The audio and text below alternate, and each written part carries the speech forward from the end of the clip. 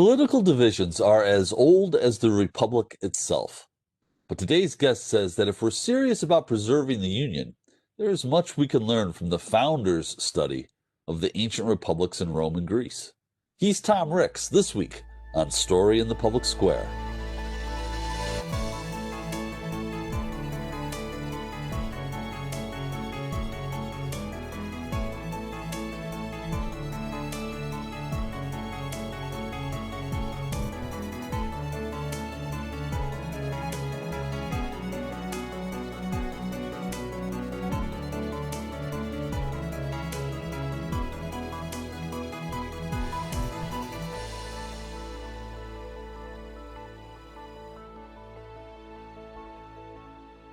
Hello and welcome to Story in the Public Square, where storytelling meets public affairs.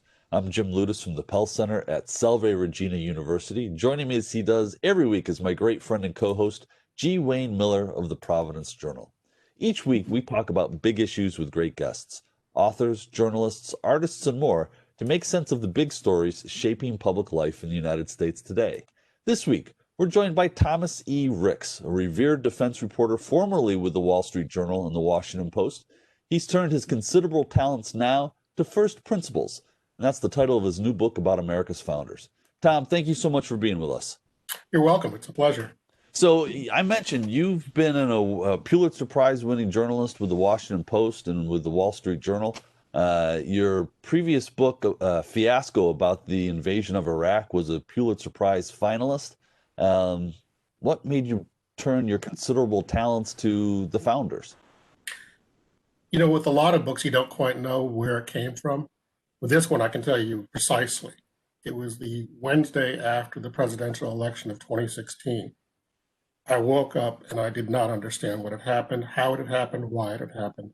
What did people think? What did Americans think by electing Donald Trump to be president? And I had been taught in college that when you have a fundamental problem, go back to first principles. So I actually walked downstairs and took off the shelf my old college copy of Aristotle's Politics, and I reread it in the context of the election of Donald Trump.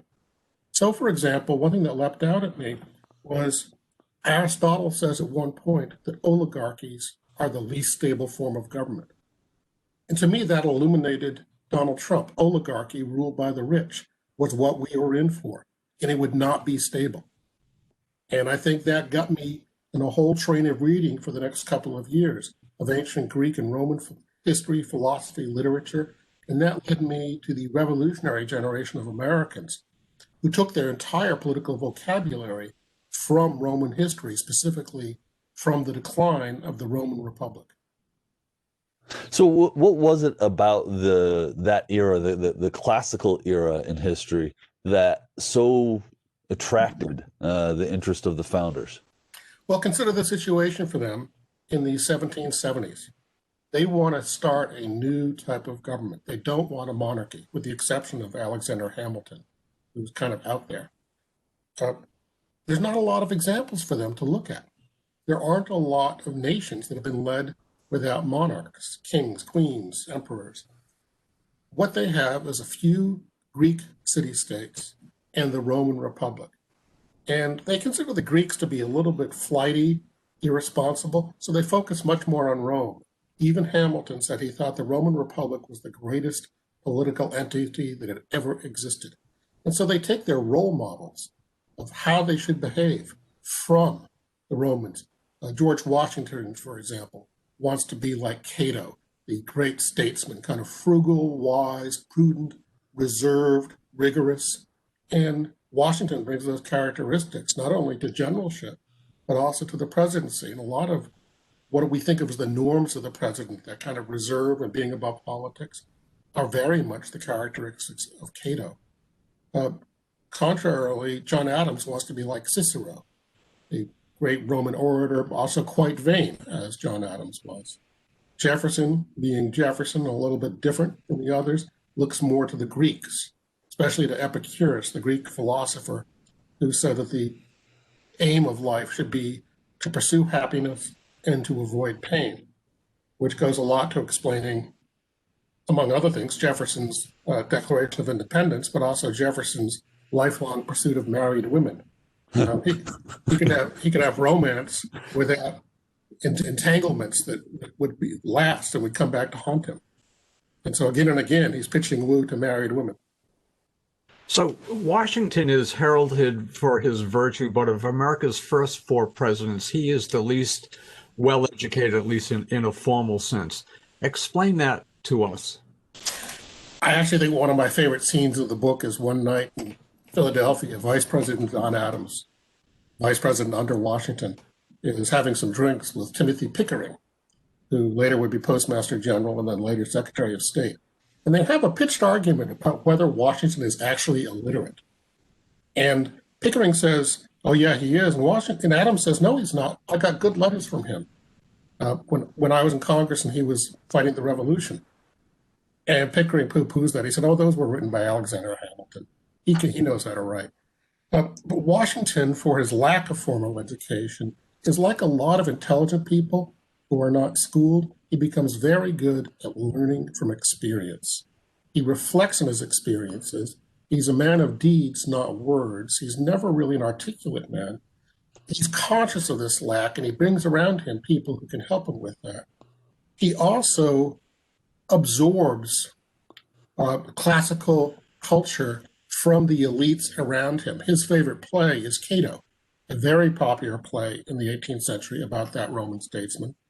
And he absorbs classical values through this discussions, through these political discussions in which the Roman models and the Roman quotations are constantly invoked.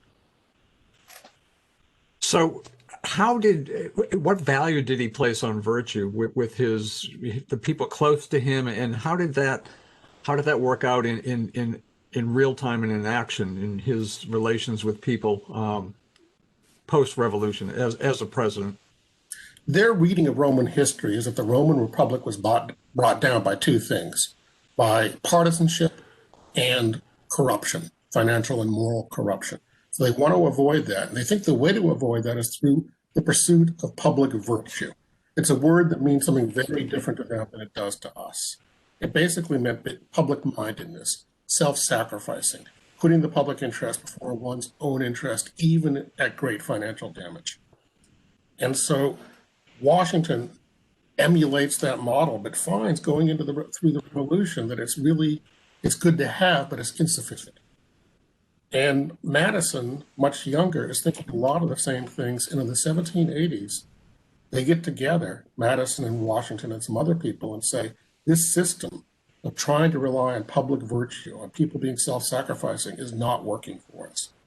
And that's why they go into the Constitution and design a very different system that says, look, virtue is nice, not sufficient. Let's try to pit ambition against ambition, vice against vice. And the way you do this is to disperse power across the land between the states and the federal government through three branches of the federal government, through two houses within the legislative branch. So you disperse power so greatly that the only way to make progress in society is to reach out, to form alliances, to be able to compromise and be able to make deals. And if you can't do that, they say, you're going to freeze. You're not going to make any progress. So Madison, the prime architect of the Constitution, would say that gridlock today is not a bug, it's a feature. It's the way they designed it. If you can't get your act together, you're not going anywhere.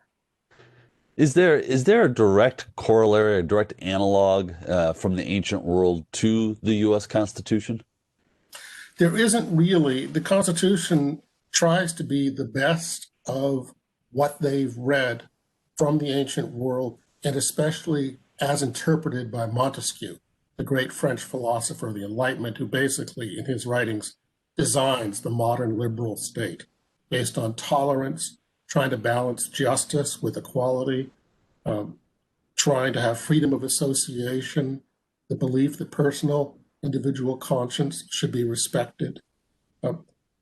That's Montesquieu's takeaway from the ancient world. Montesquieu has a couple of warnings for them. He comes away believing, number one, that republics must be small, which is a problem for a growing country like the United States. And second, that republics are difficult to sustain. So the two problems they're really trying to address in drafting the Constitution is how do you have a big republic last a long time? Kind of a question we face today as we look at the Constitution under a bit of siege in the last couple of weeks.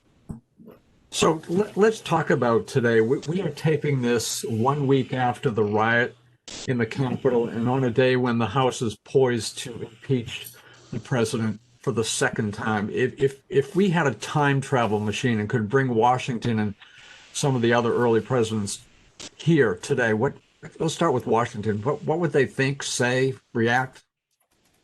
I think the first thing they'd say is they'd be very pleased that the Constitution has lasted this long, that it has proved to be a resilient mechanism over a couple of hundred years. I think the second thing is if you told them the situation, they'd be a little bit shocked that we're still facing issues of white supremacy and white privilege, that the things they wrote into the Constitution about slavery lit a fuse for the Civil War, and that we have still not resolved those questions of race. I think the third thing they'd say is you people are drifting towards an oligarchy. You've let money corrupt your politics. They'd find that fundamentally corrupt.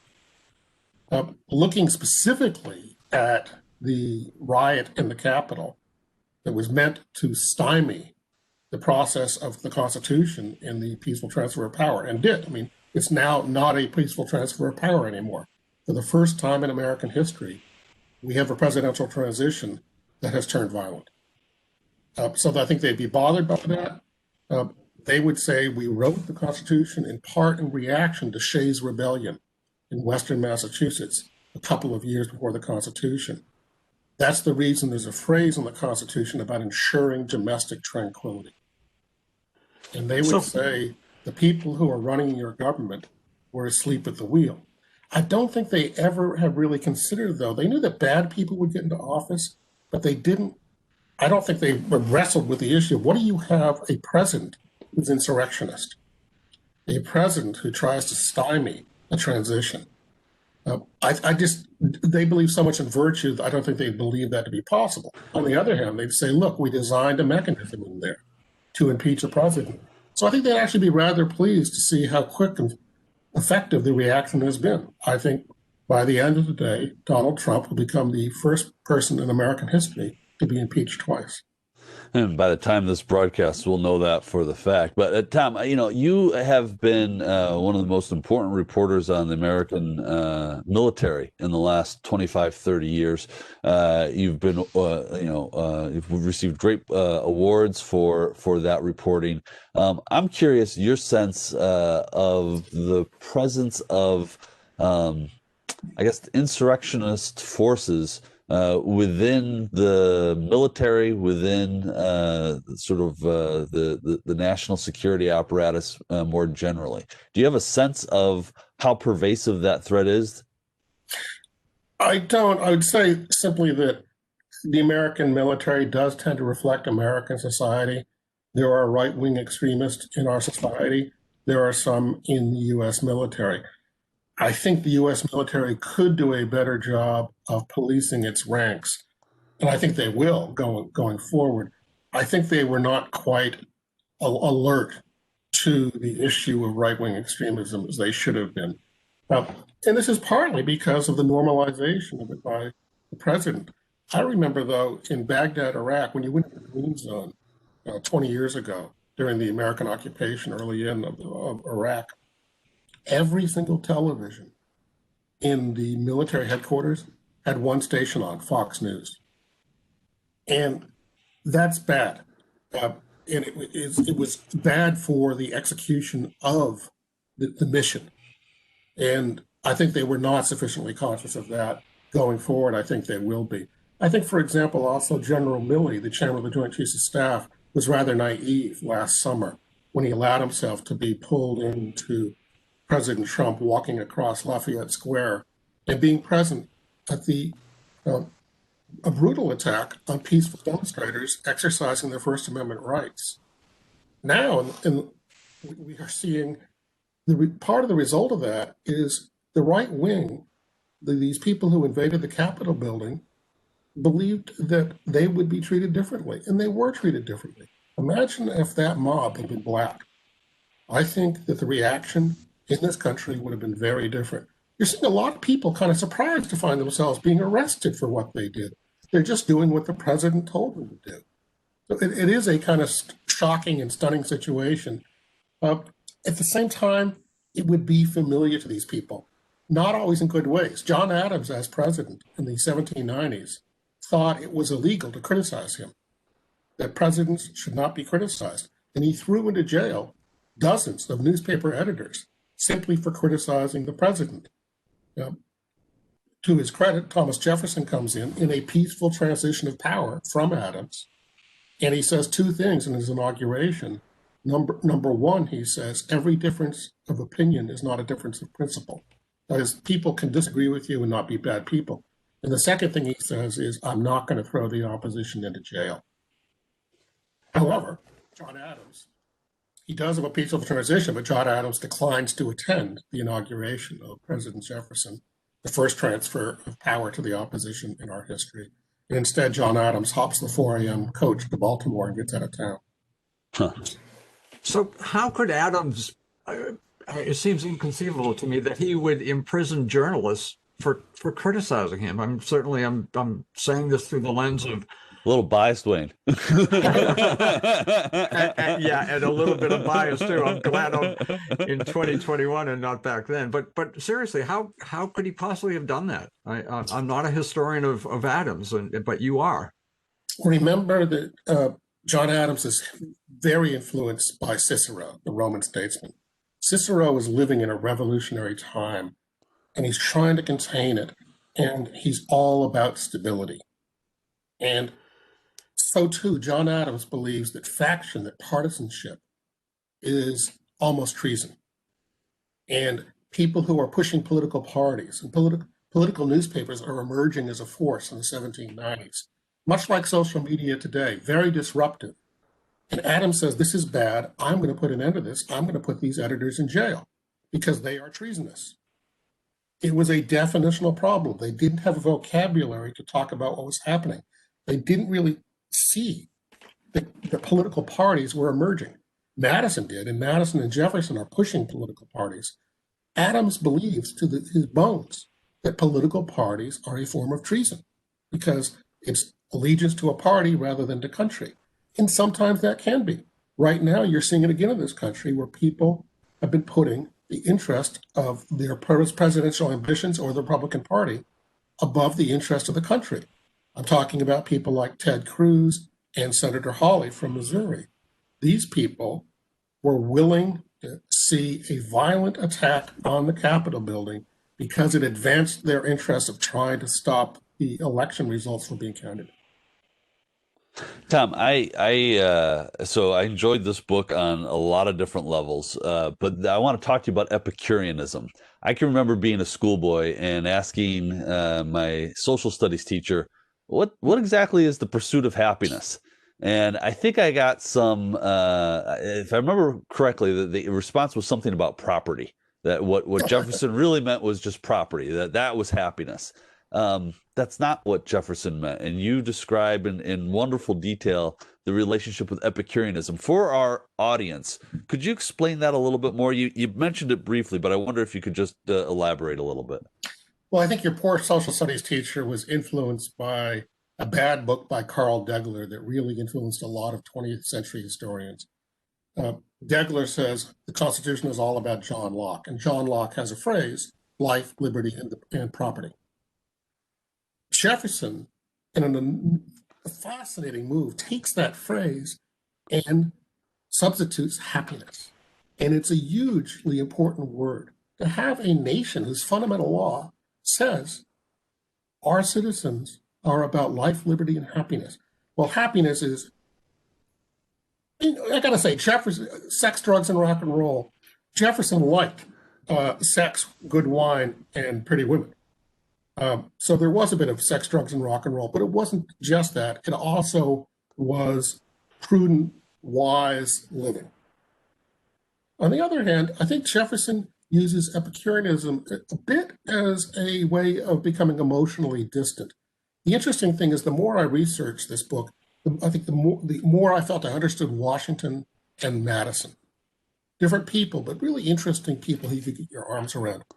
Jefferson feels to me a little bit like the giant marshmallow man in Ghostbusters. You can never really get your arms around him. When you reach out, it just sort of, you don't touch anything. It just sort of, Jefferson used Epicureanism a bit to withdraw. He really did kind of act remotely frequently. This may explain his terrible handling of the governorship of Virginia during the Revolution. He really did not pay attention to what was going on. He reacted poorly to it. He nearly was captured by the British because he was neglecting the situation. And later on, his excuse was, oh, I don't know anything about being a military person. Well, dude, don't become governor in the middle of a revolution.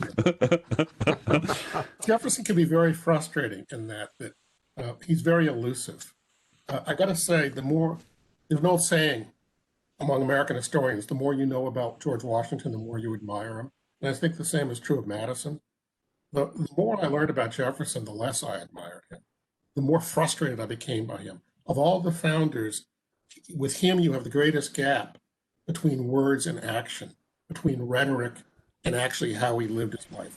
So he's hanging out in Paris, and he's talking a good liberal game about how slavery really is bad. He comes back to America, and he never does anything about it. So speaking of slavery, for all the talk of freedom in the early republic, slavery was accepted. Obviously, women were not given the right to vote. And Native Americans, the people who were here first and had been here for thousands of years, were persona non grata, not even recognized as people. Explain that. In fact, slaves weren't really recognized as people. One of the most horrible things that Jefferson ever wrote was a letter in which he just noted in an aside that his farm produced enough food to feed all his animals, including the Negroes. Wow. Two things about slavery. The founders relied on the fact of ancient slavery to justify it. They didn't know, or they neglected the fact that ancient slavery is very different from American chattel slavery. With the exception of the Spartans, who were brutal, ancient slavery was not as brutal as American slavery. And second, ancient slavery, Rome and Greece, was not based on race. An American race-based slavery involved redefining these people as not human. Whereas in Rome, they were recognized as humans who had, through misfortune, become slaves. A slave could be freed, and the children of a freed slave could hold public office. That really didn't happen in this country, with the exception of a few years after the Civil War. That really didn't happen, Black people holding office in this country, until the late 1960s. So we're, within my lifetime, only now catching up where the Romans were on some aspects of slavery. So the book ends with sort of a personal reflection about where we are now and some things that we need to do to get our republic back in order. We've got a couple of minutes left here. I wonder if you could just maybe walk us through what you think we need to do as citizens now and what the American Republic needs to do to move forward. I'd say first, don't panic. Second, I'd say the Constitution is a resilient machine, and it has wisdom in it that we may not recognize. It was only until last month that I noticed one aspect that surprised me. The states run the presidential election, not the federal government. It seems almost counterintuitive. Why would the states run federal elections? Well, we saw why. If President Trump had his hand on the lever of that election, he would simply deny the outcome. I think the second thing we need to think about is the Constitution was designed to be amended. That's why they're called amendments, to be changed. We've been kind of lazy in this country about that. There were a lot of amendments in the first 100 years of the country, not so much in our last 100 years. One amendment I would think would be good would be 18-year terms for the Supreme Court instead of life terms. Another amendment I'd like to see would be to restrict big money in politics. To say, no, corporations are not people. Corporations do not have all the rights that people have, and corporations and other large entities need to get out of politics. The third thing I'd like to think about is whether the biggest state should have 3 senators and the smallest states should have 1 senator. which would also change the Electoral College and make it more democratic in its representation. Go ahead, Wayne.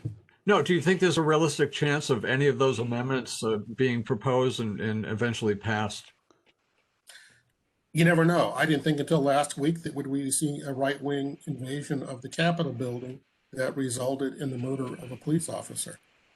This country is full of surprises. I was talking 2 weeks ago to a reporter saying, I really think you should look into how the National Guard might be used in the next few weeks. He said, oh, no, that's not going to happen. Well, now we have the National Guard sleeping on the floor of the U.S. Capitol building with weapons for fear of an attack on the inauguration process in the next 10 days. We got about 20 seconds left, Tom. You know, one of the things that is really prominent among a lot of liberal activists in the last few years is a disdain for the Electoral College. Do you think that is it taken seriously enough now as an institution to actually do its job as a final filter in the selection of the president, or do we need to rethink that, not just because of the democracy piece of it, but just because it doesn't do what it was intended to do anymore? It's worth examining, but I would just, like with the example of the states running elections, be careful of fiddling with the shock absorbers. It's a shock absorber, and this country is a violent country sometimes. Shock absorbers are good things to have. Tom Ricks, the book is First Principles. Congratulations. That's all the time we have this week. If you want to know more about Story in the Public Square, you can find us on Facebook and Twitter, or visit pellcenter.org, where you can always catch up on previous episodes. For G. Wayne Miller, I'm Jim Ludis, asking you to join us again next time for more Story in the Public Square.